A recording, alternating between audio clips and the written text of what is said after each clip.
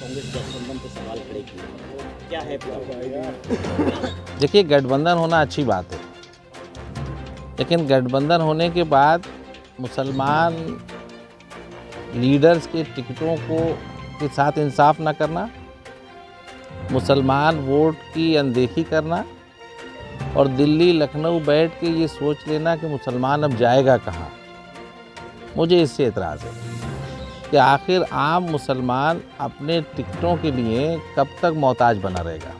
जब मुसलमान के हिस्से में सिर्फ ये है कि वो नारे लगाए, पोस्टर लगाए, कुर्सियां बिछाए, टेंट बिछाए, तो ये मेरा एतराज़ है। तो आबिद भाई, ये ऐतराज़ कांग्रेस से भी है जो गठबंधन में शामिल है कि वो भी हिस्सेदारी नहीं दे रहे हैं? मेरा कहना ये है कि गठबंधन जब होता है, 2019 में भी गठबंधन हुआ और उस वक्त भी मुसलमानों की टिकटों की जो हिस्सेदारी बननी चाहिए थी वो नहीं, उनके साथ इंसाफ हुआ और मुसलमान के वोट की वैल्यू कम कर दी जाती है, मुसलमान वोट की कद्र कीमत और अहमियत कम हो जाती है। मुझे इस बात पे एतराज़ है, गठबंधन पे एतराज़ नहीं। जहन और नीयत ठीक होनी चाहिए। ये माना जाएगा गठबंधन की क्या पीडीए में से ए गायब कर दोगे तो पीडीए कैसे चलेगा? अब जैसे बरेली मंडल में एम-वाई कॉम्बिनेशन माना जाता है पार्टी का, तो एम तो गायब है।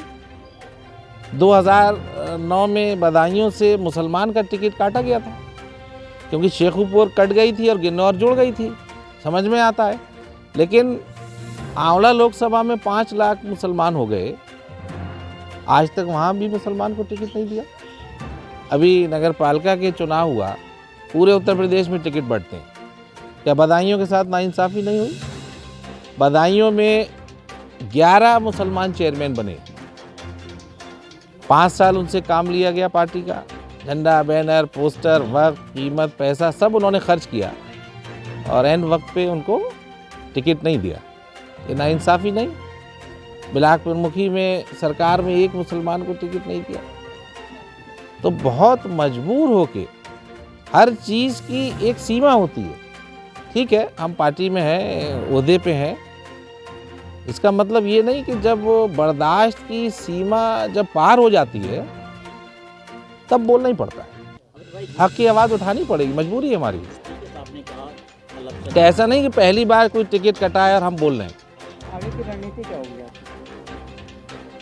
मैं अपनी आवाज़ उठाता रहूँगा, अल्पसंख्यकों की, पिछड़ों की, दलितों की, किसान, मजदूर, नौजवान, और ये आवाज़ मैंने सच्चाई की उठाई है और इसकी सज़ा भी मिली है। मुझे इंतज़ार होगा कब निकालेगी पार्टी।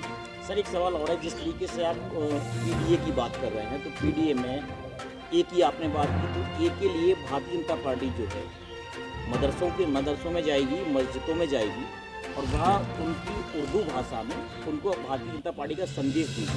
तो इसको जो भारतीय जनता पार्टी का जो स्टैंड है, इसको आप कैसे देखते हैं? दूसरा, आपने ये कहा कि विपक्ष जो है पहले भी कमज़ोर था और आज भी कमज़ोर है, इस पर क्या कहें? देखिए, 2019 में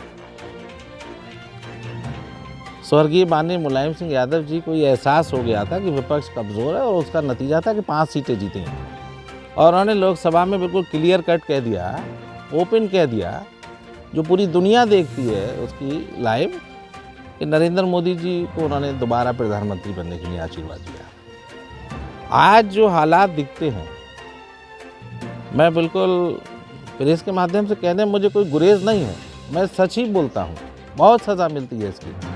आज विपक्ष इतना कमज़ोर है कि नरेंद्र मोदी जी को तीसरी बार प्रधानमंत्री बनना तय माना जा रहा है।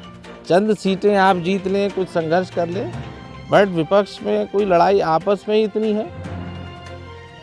ना हिंदू वोट को सहेजने की कोशिश की जा रही है, ना मुसलमान वोट की नाराज़गी दूर की जा रही है, ना कोई संघर्ष किया जा रहा है, ना कोई विरोध प्रदर्शन किया जा रहा है, बल्कि संघर्ष के नाम पे फेसबुक, ट्विटर और फोटो सेशन तक पार्टी रह गई।